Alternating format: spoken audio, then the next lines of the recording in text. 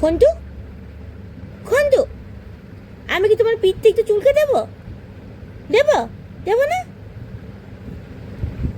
চাদর খুলে দি।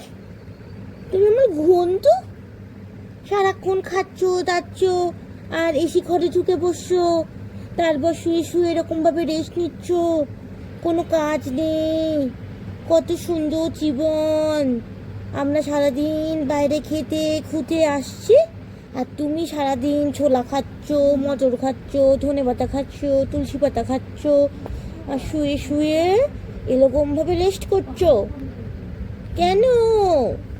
এই যে ছুন্দর ছুন্দর পাগুলো, এই যে কানটা, আমি কোনটা ছেড়ে কোনটা খাবো?